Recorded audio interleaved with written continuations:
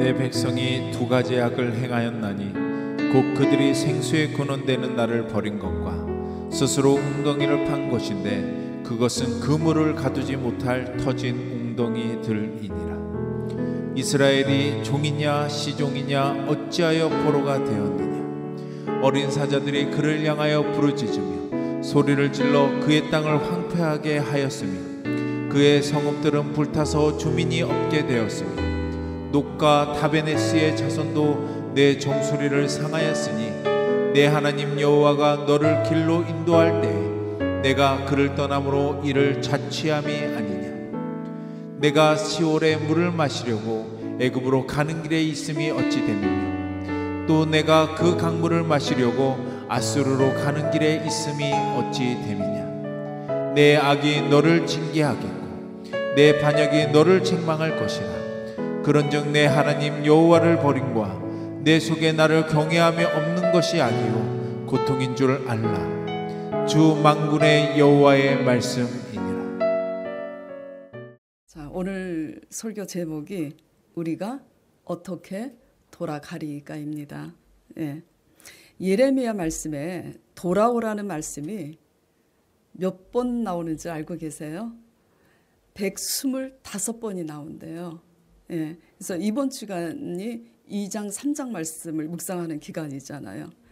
그래서 3장에 돌아오라는 말씀이 여러 번 있어서 제가 쉬어봤어요. 예레미야 3장 말씀만 해도 돌아오라고 말씀하시는 하나님의 말씀이 7번이나 나오더라고요. 우리의 죄악을 낱낱이 고발하고 계시면서도 그럼에도 불구하고 이렇게 애를 태우시면서 끊임없이 돌아오라고 외치시는 하나님을 보면서 제가 가장 먼저 마음속에 크게 와닿는 것은 첫 번째 뭐였냐면은 이렇게 끊임없이 애타게 외치는데도 끝끝내 돌아가지 않는 이스라엘의 모습, 우리들의 모습을 보게 되었습니다. 왜냐하면 이스라엘, 유다가 끝까지 하나님께 돌아가지 않아서 하나님께서 이스라엘 선지자들을 통해서 예언하신 대로 바벨론 포로로 끌려가잖아요. 네. 정말 하나님도 어지간하게 우리를 끈질기게 돌아오라고 촉구하시지만 우리도 대단합니다. 끝까지 얻어 터져도 끝까지 하나님 앞에 돌아가지 않습니다. 그리고 두 번째 깨닫게 되는 것은 그럼에도 불구하고 그 끝까지 우리를 포기하지 않으시고 돌아오라고 촉구하시는 그 하나님을 보면서 하나님의 애끓는 그 사랑이 느껴집니다. 반면에 또한 저는 목회자로서 내가 이같이 성도들을 사랑할 수 있을까? 너무나 쉽게 낙심하고 너무나 쉽게 포기하는 우리의 사랑하는 모습을 또 보게 됩니다.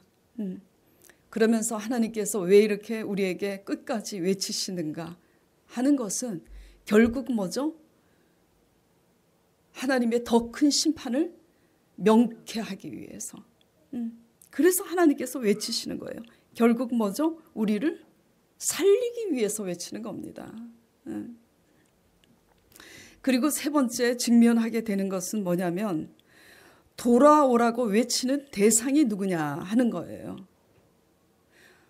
우리는요, 교회를 다닌다는 표면적인 사실 때문에 대부분 하나님을 믿고 있다고 막연하게 생각하지 교회에 이렇게 와서 주일 성수를 하고 헌금을 드리고 있다는 것 때문에 하나님을 버렸다고 생각하지는 않습니다. 예. 이게 대단한 착각이에요.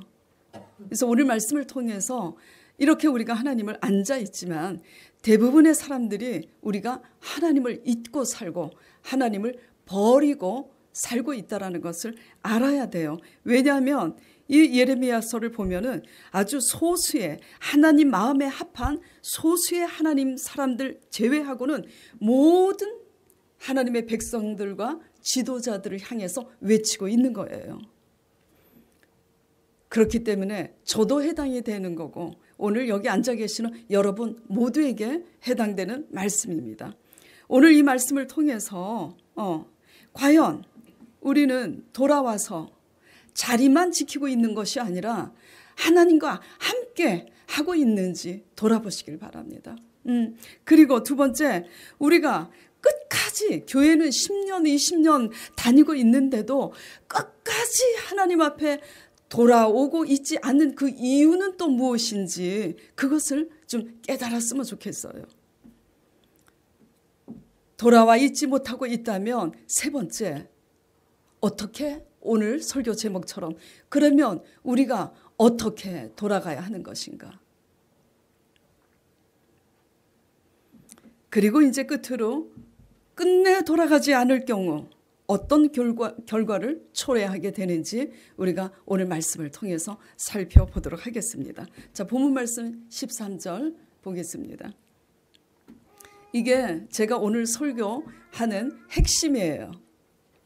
근데 오늘 본문 말씀에는 돌아오라는 말씀이 없어요. 근데 제가 이 본문 말씀을 선택하면서 제목을 우리가 어떻게 돌아가리까 라고 제목을 정한 것은 어떻게 돌아가야 되는지 그 이유가 오늘 본문 말씀에 있기 때문입니다.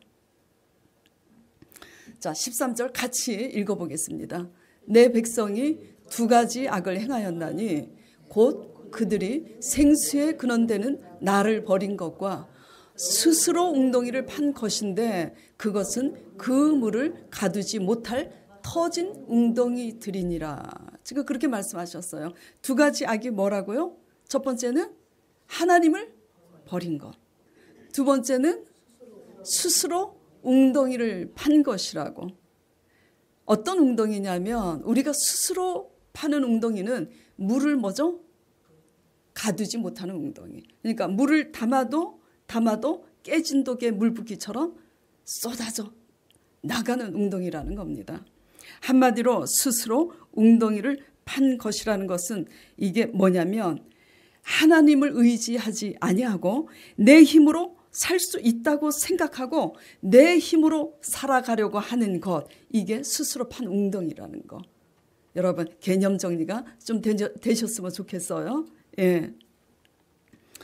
이런 인본주의의 결과는 물을 담지 못할 웅덩이를 계속 파고 있는 것 같다고 지금 말씀을 하고 계시는 겁니다. 자, 14절.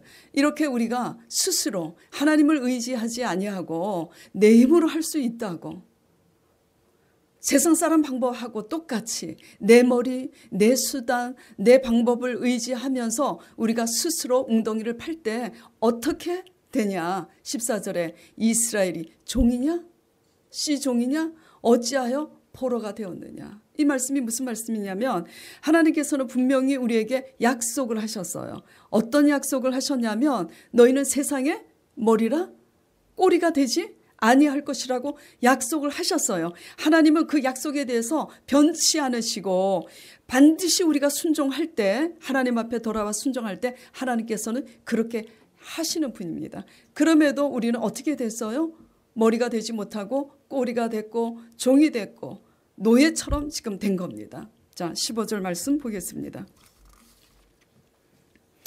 그렇게 이제 종이 되고 노예처럼 이제 살게 되면서 이렇게 되는 거예요.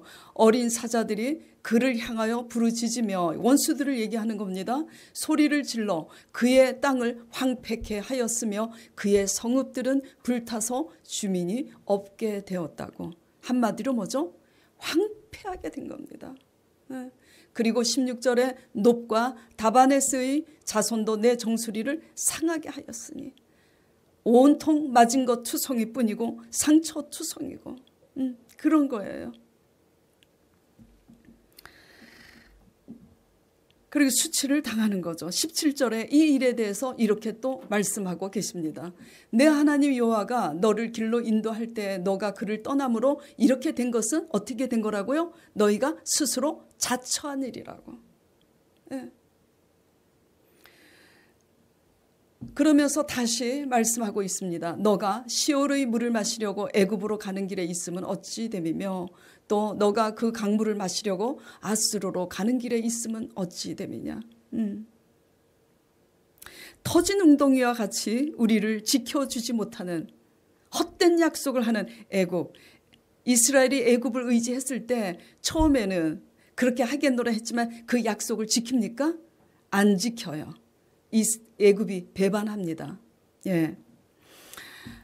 터진 웅덩이 같이 우리를 지켜주지 못하는 그 애굽과 아수르 같은 하나님이 아닌 대상을 의지하는 우리의 인본주의가 바로 뭐라고 지금 고발하고 계시냐면 19절 같이 읽을까요? 19절은 내 악이 너를 징계하겠고 내 반역이 너를 책망할 것이라.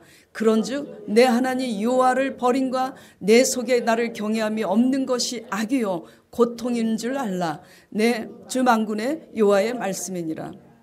이러한 인본주의가 하나님보다도 못한 피조물에 불과한 애굽이요 아수르와 같은 사람을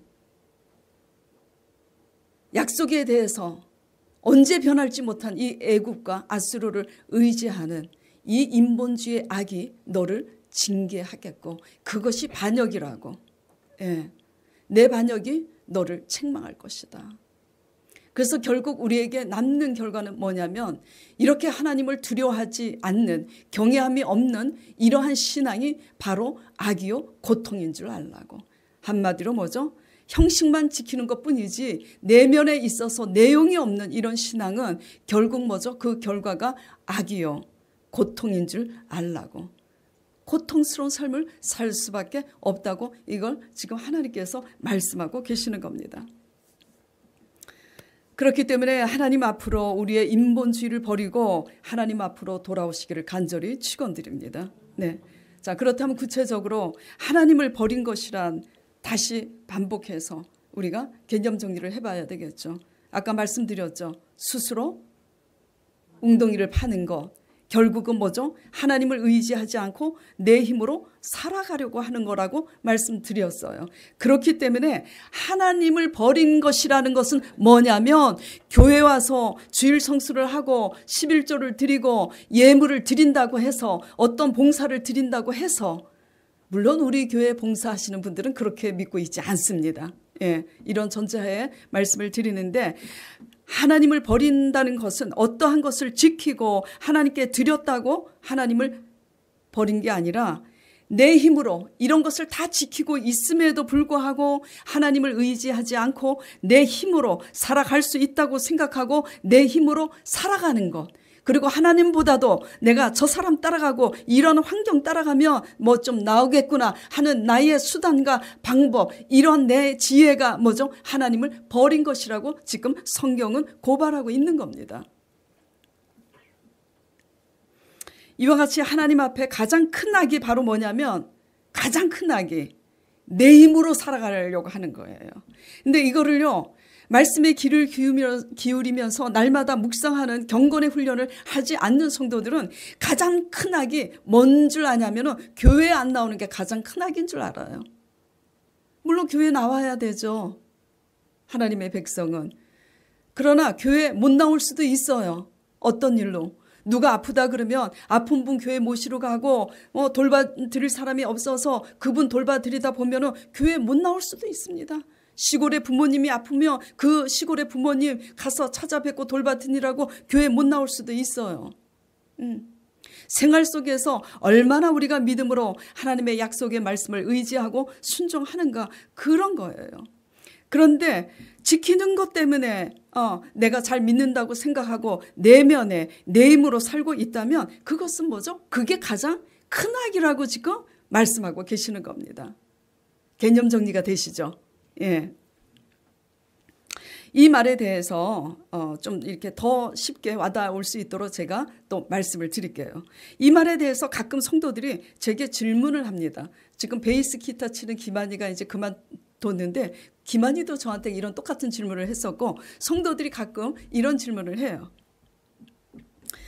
열심히 살아가는 게 잘못된 건가요? 나 열심히 살아가고 있는데. 우리가 가진 재능과 달란트대로 살아가게 되어 있잖아요, 목사님. 근데 우리 힘으로 살아가는 게 제약이라고 하니까 지금 어떤 의도로 제가 설교를 하고 있는지 아직 파악을 못하고 성도들이 이런 질문을 해요. 그런 질문을 할 때 저는 이렇게 말을 합니다. 지금 바로 질문한 것처럼 세상 사람도 그렇게 똑같이 살고 있다고. 그래요, 안 그래요? 네. 세상 사람도 그렇게 똑같이 살고 있습니다. 중요한 것은 세상 사람들과 뭐죠? 다른 구별이 있어야 돼요. 어떤 구별이 있어야 되냐면 하나님이 하게 하셨습니다. 지금 이해가 가세요? 하나님이 하게 하셨습니다라는 고백을 할 수 있어야 하는 겁니다. 그런 고백이 없이 그냥 열심히 내가 지금 살아가고 있는데 죄 안 짓고 그리고 하나님께서 주신 지혜와 재능과 그 달란트대로 내가 열심히 살아내고 있는데 뭐가 잘못된 거지? 세상 사람도 그렇게 살고 있잖아요. 그러나 그 속에 하나님이 하게 하셨습니다라는 그 간증거리를 말씀에 대입해서 적용해서 그렇게 세상 사람들 앞에 내놓을 수가 없다면 세상 사람하고 똑같이 살고 있는 거예요. 구별됨이 지금 없는 겁니다. 무늬만 있는 거지. 자, 하나님이 하게 하셨습니다라는 고백은 어떨 때만 할 수 있냐면 하나님의 말씀을 믿음으로 날마다 묵상하고 적용하는 자, 그리고 그 적용한 말씀을 하나님 앞에 생활 속에서 엎드려서 1:1의 관계 속에서 기도하는 자만이 하나님이 하게 하셨습니다라는 그 말이 나오게 되는 겁니다. 아멘? 아멘이 많이 안 나오시는 거 보니까는 이제 이렇게 마음에 찔리신 줄을 압니다. 예, 이게 정말 웃을 일은 아니에요. 자, 표면적으로는 똑같아 보여도 내면적으로는 뭐죠? 다른 겁니다. 어떻게 다른 거냐면, 자, 삶 속에 하나님이 하셨습니다라는 이 말 한마디의 고백이 있느냐 없느냐에 따라서 하나님의 구원이 있기도 하고 없기도 하는 중요한 문제예요. 아멘? 굉장히 중요합니다. 우리가 수많은 말을 해요. 그래서 내가 이렇게 성공하고 내가 이렇게 잘 살았다고 하지만 결국은 내 힘으로 했고 내가 했다. 하나님이 하게 하셨다라는 이 말씀 한마디가 우리 삶 속에 그 고백이 없다면 우리는요, 다 얻었는지 몰라도 하나님의 구원은 잃은 겁니다. 굉장히 중요한 거예요. 아멘? 예. 막연하게 하나님이 하셨다고 하나님이 해 주신 것처럼 남발하는 것과는 달라요. 성도들이 하나님이 해 주셨다고 이렇게 자주 남발하는 것을 봅니다. 그래서 제가 내용을 들어봐요. 아무 소리 안 하고 내용을 들어보면은 거의 본인 생각들입니다. 누구 생각이라고요? 예, 자기들 생각이에요. 예. 뭐가 좀 되면 하나님이 해 주셨다고 말들을 해요. 그런데 얼마 있지 않아서 그 일이 캔슬이 되면은 불평을 하면서 인간적인 방법으로 사람을 쫓아다니면서 부탁하고 힘쓰고 애쓰는 모습들이 과연 하나님이 해주신 겁니까? 아니에요. 이거는 자기 힘으로 한 거지 하나님이 해주신 게 아니에요. 하나님이 해주셨다면 그 해주신 하나님은 지금 어디로 가고 없는 거예요? 그렇잖아요. 분명히 처음에는 하나님이 해주셨다고 그랬는데 그 일이 캔슬되니까, 하나님이 분명히 해주셨다는 것을 알면은 그 일이 캔슬됐을 때 우리는 이런 질문이 나오게 돼 있어요. 하나님이 분명히 해주셨는데 왜 이 일이 캔슬이 된 거지? 떳떳이 물어보게 됩니다. 그러나 묻지도 못합니다. 왜? 막연하게 하나님이 해주셨다고 본인 생각으로 믿었기 때문에. 그러니까 그 일이 캔슬이 되고 안 되고 나면은 불평하고 내 힘으로 사람을 의지해서 이쪽 저쪽 쫓아다니는 거예요. 하나님이 해주셨다면 그 하나님은 지금 어디로 가 계신 거예요? 그리고 또 자주 듣습니다. 젊은이들한테 하여튼 전부 다 하나님이 보내주셨다고 말을 합니다. 근데 되게 재미있어요. 상황이 바뀌거나 돈 몇 푼에 더 나은 조건이 있으면 금세 옮겨다니는 이런 모습을 보면서 이런 모습이 과연 하나님의 인도함을 받은 거 맞는가? 질문하고 싶은데 절대로 질문하지 않습니다. 예, 스스로 깨달아야 돼요. 예. 이게 이게 다 뭐예요? 자기 필요를 따라 여기 붙었다 저기 붙었다 하는 신앙의 절개를 잃어버린 기회주의자 같이 믿는 것 아니겠어요? 너무나 많이 봅니다. 진짜로. 너무나 많이 봐요. 생각이 있는 지혜로운 세상 사람들이 이런 우리의 모습을 보면 우리가 믿는 하나님에 대해서 어떻게 생각을 하겠습니까? 예. 2장 30절에 보면 이런 말씀이 있어요. 너가 어찌하여 이리저리 여기저기로 바꾸면서 돌아다니느냐.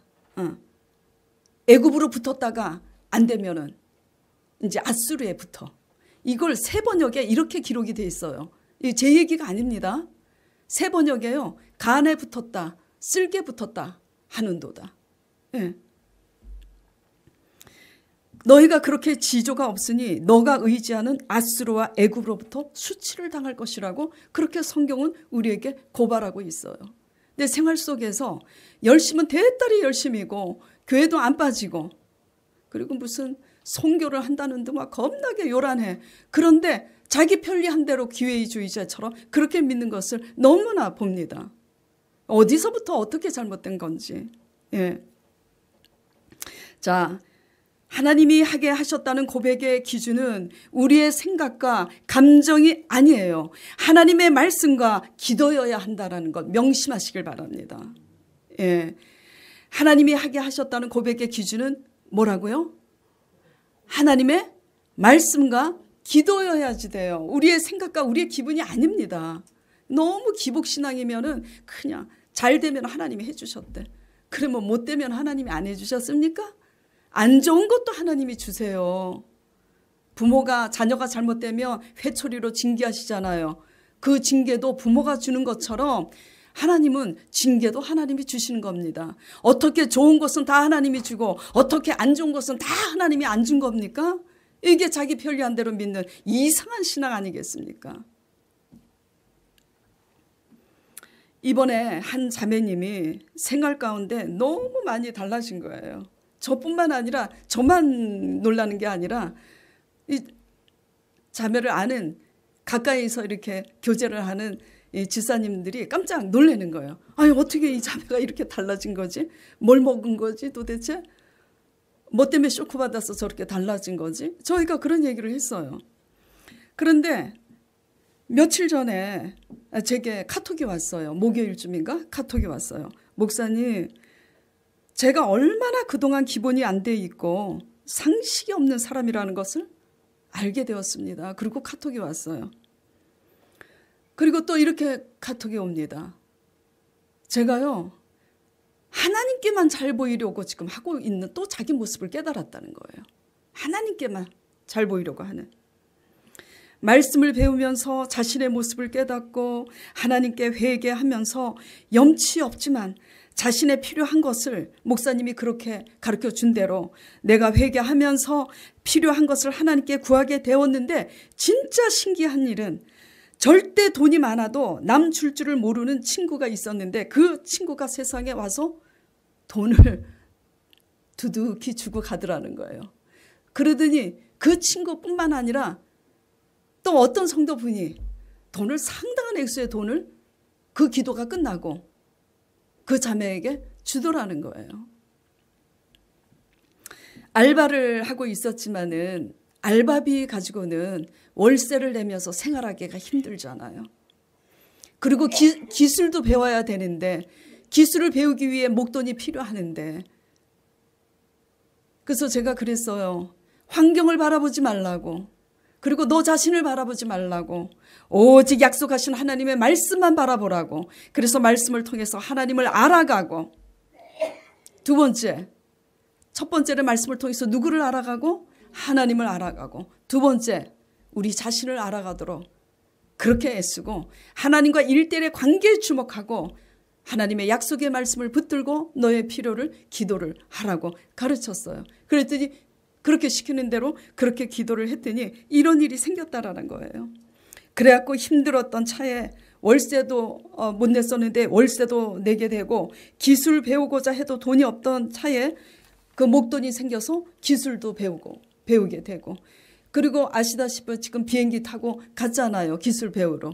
그 비행기 싹도 친구가 다 끊어져서 그렇게 가게 됐다라는 거 믿으시면 아멘 하시기 바랍니다. 네. 그러면서 이 자매가 저한테 이렇게 얘기를 하는 거예요. 하나님은 잘 들으세요. 이기적이고 못돼 먹고 죄 많은 저 자신을 결국은 하나님 앞에 엎드리게 하셨다고. 큐티 때 베드로가 하나님께 몇 번이나 용서하여 주리이까? 일곱 번까지 해야 합니까? 베드로가 이렇게 질문을 했었잖아요. 이 질문 앞에 주님께서 70번씩 7번이라도 용서하라는 응답을 받는 그 모습을 보면서 이 자매가 이걸 깨달았다는 거예요. 베드로의 용서의 한계가 깨어진 것은 하나님께 먼저 질문을 드렸기 때문이구나. 어떤 한계를 가지고 한 거예요? 7번이나 용서하니까 7번도 대단한 거잖아. 용서하기가 얼마나 힘들어요? 하나님 앞에 11조 드리고 봉사하는 것보다 제일 어려운 게 나한테 상처 준 사람 용서하는 건데 7번이면 대단한 겁니다. 그런데 세상에 주님께서 70번씩 7번 하래요. 그래서 이 질문과 이 대답 앞에서 베드로의 용서의 한계가 깨어진 것은 베드로가 먼저 예수님께 질문을 했기 때문이라는 것을 깨달으면서 하나님께 먼저 기도로 구해야 하는 게 맞는데도 늘 베드로처럼 내 한계, 내 생각, 내 감정대로 행동하면서 살아왔던 못되게 살아왔던 게 자기 모습이었다고. 회개하게 되었습니다. 목사님, 저 너무너무 잘못했습니다. 앞으로 잘하겠습니다. 이러고 왔어요. 그래서 제가 너무너무 목이 메어서 이게 진짜 너무 울었어요. 그래서 울고 있는데 강 목사님이 전화하셔서 왜 그러냐고. 제가 우니까 그 자매도 울고 한참을 그렇게 울고 그러면서 얘기하는 겁니다. 큐티하면서 너무도 내가 기본과 상식이 없이 내가 잘하게 됐구나. 이런 걸 보게 되면서 받기만 해서 죄송합니다. 그러면서 제 주소로 뭘 선물을 보냈다는 거예요. 이제 이 얘기를 들으면 저한테 또 선물 안 보낸 분 또 선물 보내라고 얘기하는 줄 그렇게 들으시면 참 감사하겠습니다. 오해하지 마시고요. 제가 왜 이걸 리얼하게 지금 간증을 드리냐면 이렇게 얘기하면은 받기만 해서 죄송합니다. 그래서 목사님 주소로 이렇게 선물을 보냈다고. 제 주소로 뭐 신발도 오고 또 뭐도 또 이제 오고 그래요. 이게 뭐냐면은 이 간증을 들으면 지금 성도분들이 이렇게 생각하실 거예요. 아유, 목사님이 가끔가다 성도들한테 이렇게 뭐 용돈도 주고 뭐 맛있는 것도 사주고 그러는데 이 자매한테는 특별히 잘해줬나 보다 생각하는데 정말 그 누구한테보다도 이 자매한테는 제가 한 것이 없어요. 왜냐하면 제가 이 자매가 저희 교회에 들어왔을 때 제가 개인적으로 불러서 이렇게 얘기를 했기 때문이에요. 미안하다.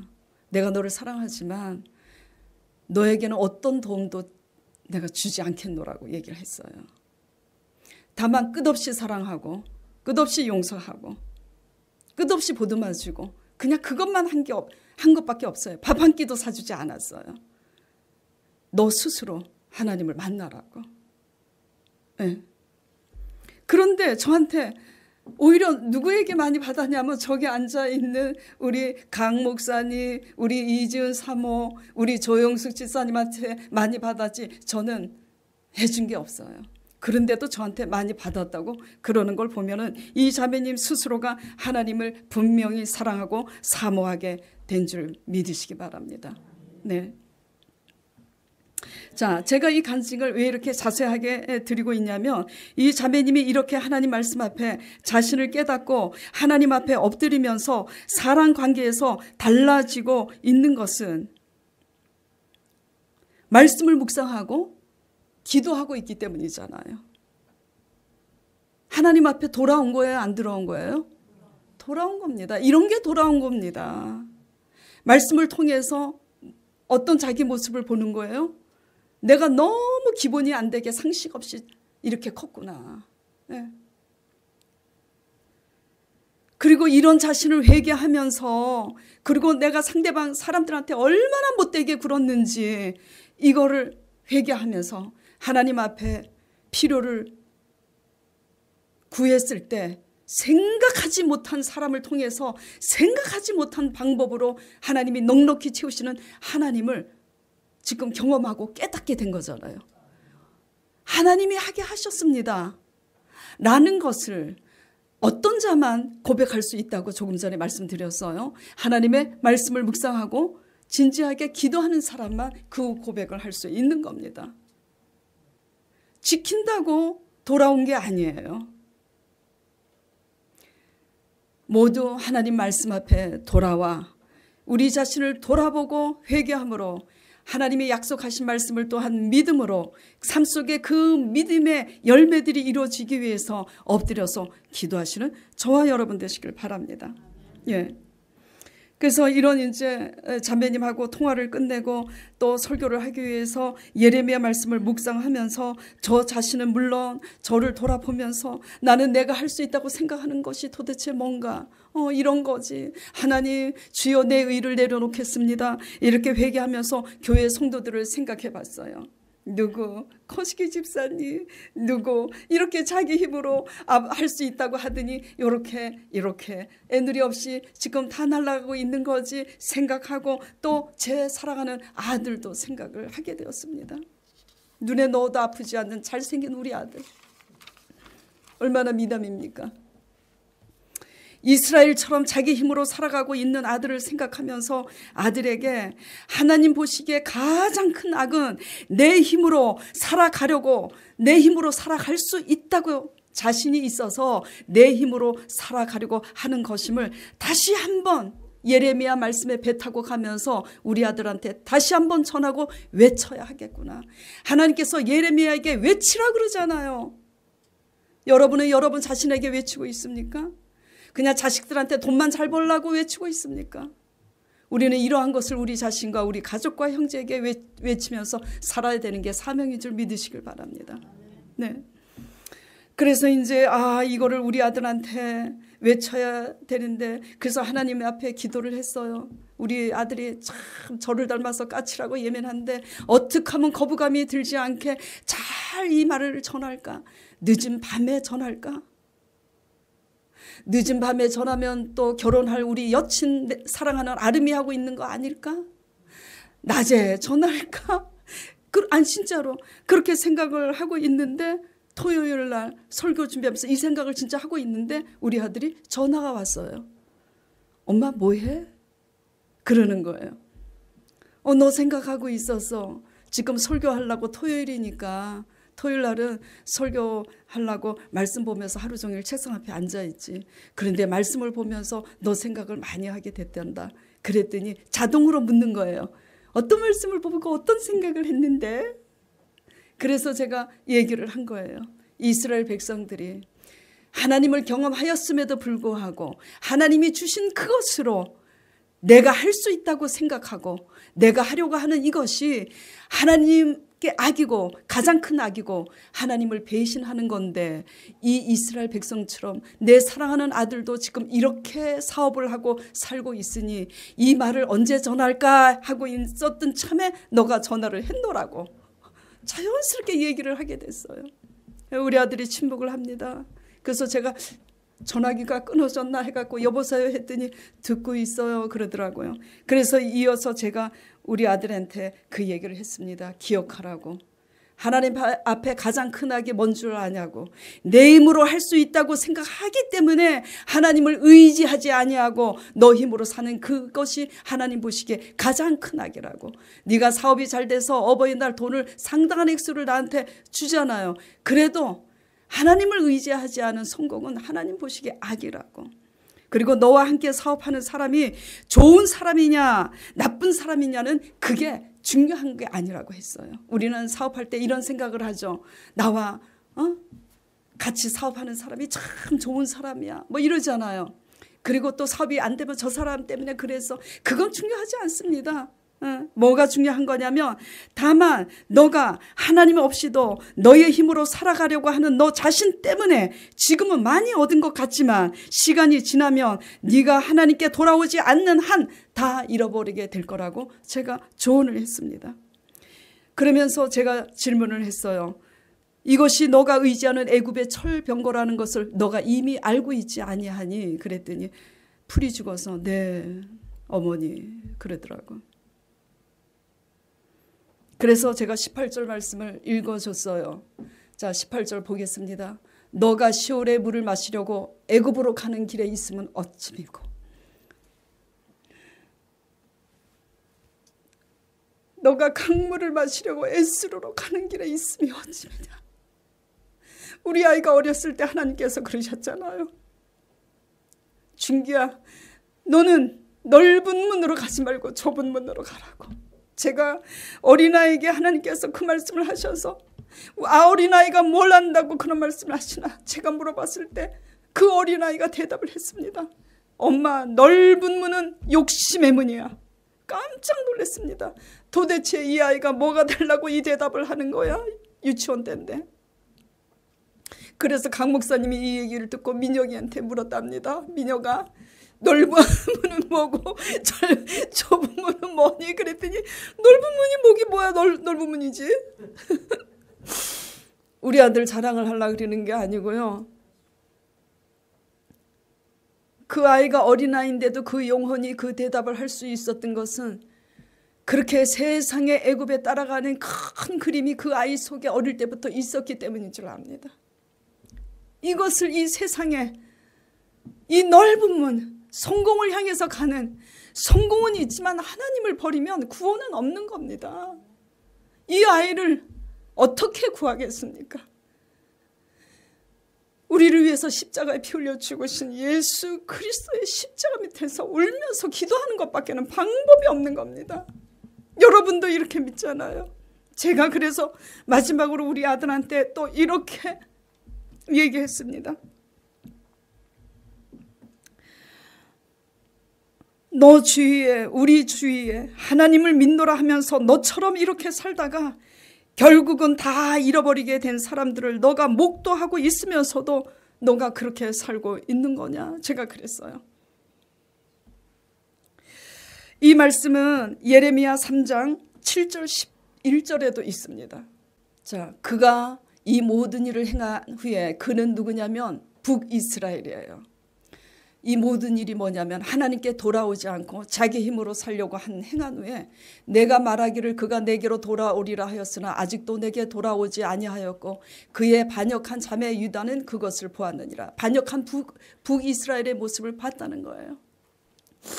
그래서 내게 배역한 이스라엘이 영적인 간음이에요. 간음을 행하였으므로 내가 그를 내쫓고 그에게 이혼서까지 주었으되 그의 반역한 자매 유다가 두려워하지 아니하고 자기도 가서 행함을 내가 보았노라. 쉽게 얘기하면 이게 뭐냐면 하나님을 배반하고 악을 행함으로 하나님께 징계를 받은 것을 뭐죠? 남유다가 지금 목도를 하고 있는 겁니다. 목도를 하고 있는데도 불구하고 9절에 그가 돌과 나무와 더불어 행음함을 가볍게 여기고 그렇게 똑같이 그들처럼 똑같이 살고 있는 이 일을 가볍게 여기고 영적인 행음을 함으로 이 땅을 더럽혔거늘 이 모든 일이 있어도 이 반역한 자매 유다가 진심으로 내게 돌아오지 아니하고 건성으로 거짓으로 할 뿐이라. 그러면서 11절에 뭐라고 그러시냐면 여호와께서 내게 이르시되 배역한 이스라엘은 반역한 유다보다 자신이 더 의로움이 나타났으니 쉽게 얘기하면 뭐냐면 이스라엘의 죄악보다 유다의 죄악이 더 크다라는 얘기입니다. 왜냐하면 하나님을 알만한 것이 그 속에 있음에도 이스라엘이 하나님을 잘못 믿어서 하나님께로 하나님 말씀으로 전적으로 돌아오지 않고 순종하지 아니함으로 하나님께 어떻게 버림을 받고 어떻게 징계를 받았는 것을 목도하였음에도 불구하고 깨닫지 못하고 그 일을 가볍게 여기고 사는 유다의 죄가 더 크다고 지금 그렇게 고발하고 있는 거예요. 제가 그래서 아들에게 그랬어요. 너가 어리지만 하나님께서 좁은 문으로 가라고 말씀 그 후로부터 얼마나 서초동에 있을 때부터 수많은 사람들이 너처럼 지금 너희의 똑똑한 지혜와 머리를 생각하고 세상 사람들의 수단과 똑같은 방법으로 그렇게 사람과 환경을 쫓아다니면서 살다가 그 모든 끝에서 세월이 지난 후에 우리가 힘쓰고 애쓰고 쫓았던 그 모든 것을 한순간에 잃어버린 것을 너가 다 목도하고서도 지금 너가 이렇게 살고 있느냐? 제가 그렇게 권면을 했습니다. 우리는 하나님을 너무나 만홀히 여깁니다. 그리고 우리는 이렇게 합리화합니다. 그 일은 내겐 일어나지 않을 거야. 믿음이 없으면 우리는 대부분 다 잃기 전까지는 깨닫지 못합니다. 그리고 믿음이 없으면 다 잃어버려도 깨닫지 못하는 것이 불신앙입니다. 불신앙은 무서워요. 잃어버려서 깨달으면 괜찮은데 잃어버려도 깨닫지 못하는 것이 불신앙인 거예요. 아주 무섭습니다. 이런 우리를 향해서 하나님은 돌아오라고 외치고 계시는 겁니다. 아멘. 예. 그럼 어디로 돌아가야 할까요? 어떻게 돌아가야 할까요? 자, 3장 12절 13절 읽겠습니다. 너는 가서 북을 향하여 이 말을 선포하여 이르라. 여호와께서 이르시되 배역한 이스라엘아 돌아오라. 어디로 돌아가야 되냐면 얼굴을 하나님을 향하여 하나님께 돌아와야 합니다. 어떻게 돌아가야 하냐면 13절에 너는 오직 내 죄를 자복하라. 어떻게 돌아가야지 돼요? 그렇게 하나님을 믿노라 하면서도 세상 사람들과 똑같은 인본주의 사고방식으로 내 힘으로 살아온, 사람을 의지하고 살아온 그 죄를 뭐죠? 회개함으로 돌아오라고 말씀하고 있는 것입니다. 이는 내 하나님 여호와를 배반하고 내 길로 달려 이방인들에게 나아가 모든 푸른 나무 아래로 가서, 그러니까 이방신을 섬기느라고 애국가 아수르를 의지하느라고 누구 목소리를 듣지 아니하였다고요? 하나님의 목소리를 듣지 아니하였습니다. 다 잃기 전에, 더 큰 심판이 임하기 전에 내 힘과 내 수단, 방법으로 아직 할 수 있다고 하는 것 버리시고 하나님께 전적으로 돌아오는 저와 여러분 되시길 간절히 축원드립니다. 왜 돌아오지 않고 있는 거죠? 끝까지 우리가 의지하는 아수르가 있기 때문입니다. 네. 그런데 하나님은 경고하고 계세요. 그 아수르를 버리라고. 그 거룻줄을 우리 스스로가 버리지 못하면 하나님이 망치로 때려서 끊어지게 해요. 강 목사님이 수요 예배 때 그랬잖아요. 절교합시다. 설교 주제가 절교합시다. 하나님의 믿음으로 살지 못하게 하는 그 모든 대상을 절교해야 되는 거죠. 절교한다고 하루아침에 그냥 안 본다는 그런 얘기가 아니라 보면서 영향력을 미쳐야 되지, 영향력을 우리가 입으면 안 된다는 얘기죠. 예.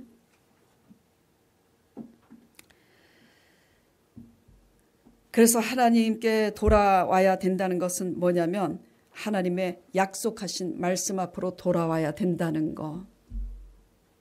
그래서 말씀 앞에서 그 잠에 간증을 한 것처럼 말씀 앞에서 우리의 죄악, 우리가 얼마나 잘못 살고 있는지 우리의 모습을 깨닫고 회개하시고, 또 하나님께서 이렇게 살 때에 내가 사방에 평안을 주시고 회복하리라 하신 약속의 말씀을 믿음으로 굳게 붙잡고 하나님의 인도를 받기까지 엎드려 간구함으로 하나님 안에 거하시기를 간절히 축원드립니다. 다 잃어버린 그 끝이어도 그것으로 하나님께 올바로 돌아오는 법을 깨닫고 돌아온다면 이미 다 얻은 것임을 믿으시길 바랍니다. 하나님을 얻었으면 다 얻은 거예요. 네, 그때로부터 사방에 하나님께서 평안을 주시고 우리에게 회복이 있을 줄 믿습니다. 네, 삶의 수많은 순간, 작고 큰 위기 앞에서 하나님을 우리는 잊어버립니다. 예, 우리 힘으로 힘쓰고 애쓸 때 하나님은 우리에게 돌아오라고 지금도 외치고 계시는 거예요. 예배만 드리고 지키고 그리고 나서 문 밖에 나가면 잊어버리지 말고 그 문제 앞에서 돌아와라. 나를 찾으라고. 내 힘으로 하는 것이 얼마나 부질없는 짓인지, 내 욕심과 욕망이 얼마나 헛된 것인지, 내 손으로 쌓아 올린 것이 한순간에 무너지는 것을 경험하고서도, 그러면서도 또 다른 방법으로 나를 도와줄 애굽을 또 찾아다니고 나를 도와줄 앗수르를 찾아 헤매는 이 모습이 바로 물을 담지 못할 터진 웅덩이를 스스로 파는 인본주의요, 19절에 악이요 반역이요 고통인 줄 알라고. 하나님 말씀으로 돌아오셔서 날마다 복 있는 사람은 악인의 꾀를 쫓지 아니하고 죄로 말씀을 묵상하는 자로다. 아버지의 말씀을 묵상하면서 경건의 훈련을 하며 죄와 싸워 이겨서 약속의 말씀을 믿음으로 굳게 붙잡고 승리하는 저와 여러분 되시길 간절히 축원드립니다. 기도하겠습니다. 하나님 아버지, 지키는 것으로 껍데기만 돌아오는 것이 아니라 온 마음과 신령과 진정으로 우리 속사람이 하나님의 말씀으로 돌아와 우리 자신을 돌아보고 회개하며 오직 하나님의 약속의 말씀대로 인도함을 받는 신실한 살아계신 하나님의 사랑을 경험할 수 있도록 주님 축복하여 주시옵소서. 예수 그리스도 이름으로 기도드리옵나이다.